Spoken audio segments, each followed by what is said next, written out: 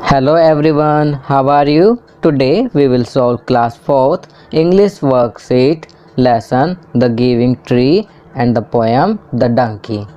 तो चलिए worksheet solve करते हैं। Question 1, draw and right the name of things that the tree gives us. यहाँ पर आपको ट्री से हमें जो जो चीज़ें मिलती हैं उनके नाम लिखने हैं और उसके अलावा उनकी पिक्चर भी ड्रॉ करनी है। तो यहाँ पर हम लिखेंगे जो जो चीज़ें हमें ट्री से मिलती हैं: fruit, vegetables, medicine, would, spices, paper, flowers. आप अपने अकॉर्डिंग भी ट्री से मिलने वाली चीज़ें यहाँ पर लिखकर उनकी पिक्चर ड्रॉ कर सकते हैं। चलिए आगे बढ़ते हैं। Second, change the number. In grammar the number refers to the count of a noun when we add s/es at the end of a noun singular it becomes plural, that is its number increases. Example, dog refers to one, dogs refers to many।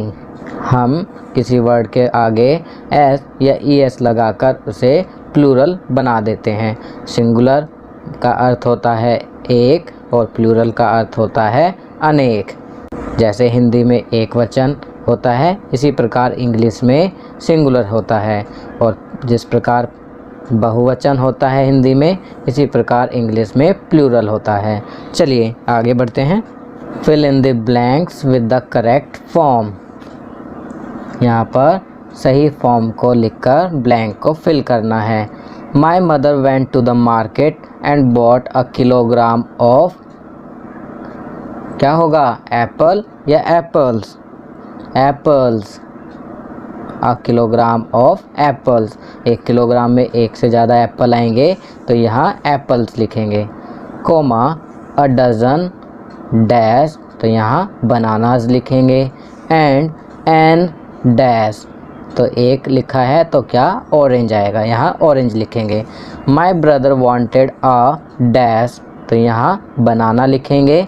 And my sister asked for an, an का अर्थ है एक, तो यहाँ apple लिखेंगे। आगे, a tree has one dash, तो यहाँ ट्रंक लिखेंगे। बट हैज़ मैनी, मैनी होता है कई, डैश, तो आगे यहाँ पर ब्रांचेस लिखेंगे। A branch has a number of dash, तो यहाँ लीव्स लिखेंगे प्लूरल। एंड डैश, तो यहाँ फ्लावर्स लिखेंगे। चलिए आगे बढ़ते हैं। Question 3, after reading the story fill in the suitable characteristics of the tree and the boy. Helpful, selfish, ungrateful, caring, loving, rule. These are few characteristics given in the box. ये कुछ विशेषताएं box में लिखी हुई हैं, हमें इनको छांटकर boys और ट्रीज़ के टेबल में लिखना है। तो पहले बॉयज़ की टेबल में लिखेंगे, बॉयज़ कैसा था, सेल्फिश, उसके बाद अनग्रेटफुल और रूड, और ट्री कैसा था, हेल्पफुल, केयरिंग, लविंग, तो यहाँ पर हेल्पफुल, केयरिंग, लविंग लिखेंगे। चलिए आगे बढ़ते हैं। Now the question is, whom do you like more and why? आप किसको ज़्यादा पसंद करते हैं और क्यों? तो बताइए बच्चों, आप किसे ज़्यादा पसंद करते हैं, बॉय को या ट्री को?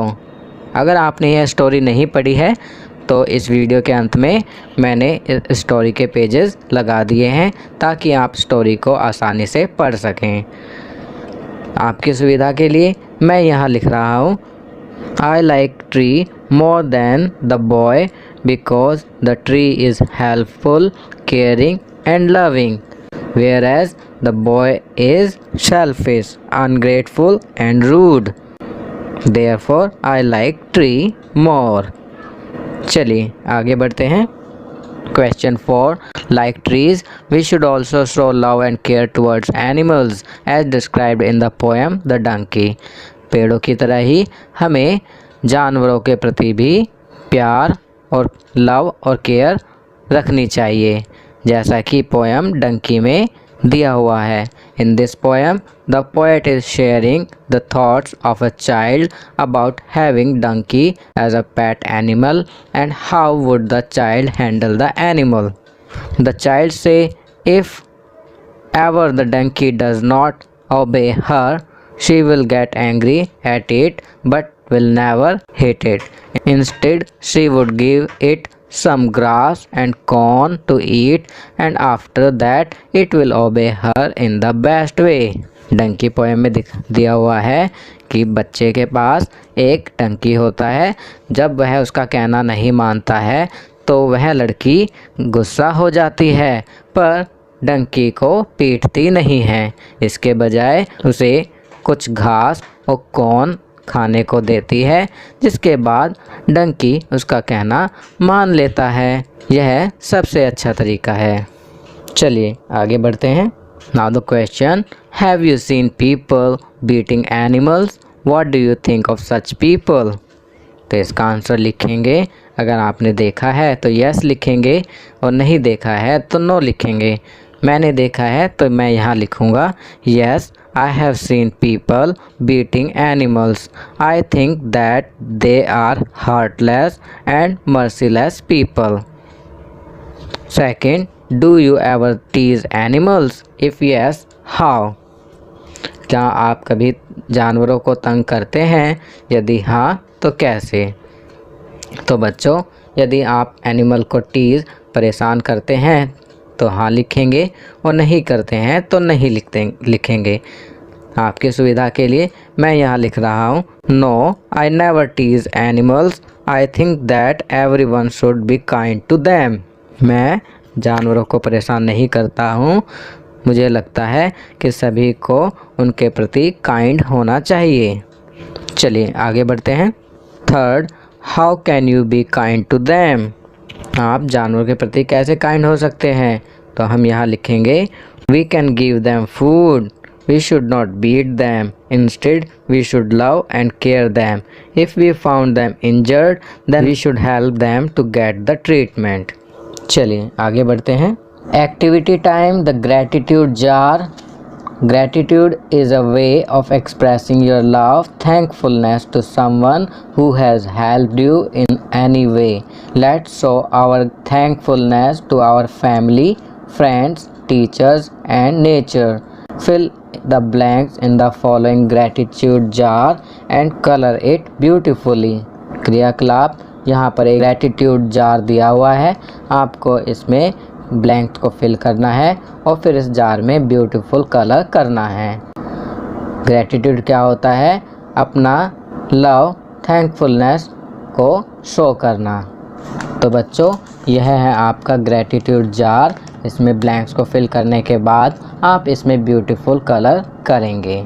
चलिए इस जार में दिए हुए ब्लैंक्स को फिल करते हैं।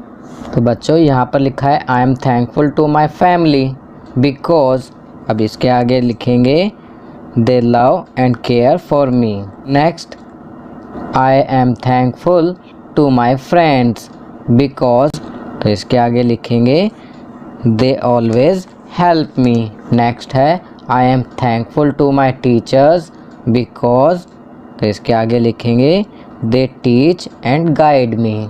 और इसके बाद है I am thankful to nature because. तो इसके आगे लिखेंगे because of nature we are living on this earth. Because nature gives us things that are essential for life like mountains, trees, water, oceans, oxygen etcetera. तो बच्चों, ये worksheet यहाँ complete होती है। अगर यह वीडियो आपको अच्छी लगी तो इसे लाइक एंड शेयर ज़रूर करें। अन्य विषयों पर बने हमारे लेटेस्ट वीडियोस को देखने के लिए चैनल को सब्सक्राइब करना ना भूलें और देखते रहिए हमारा channel knowledge kingdom. Thank you.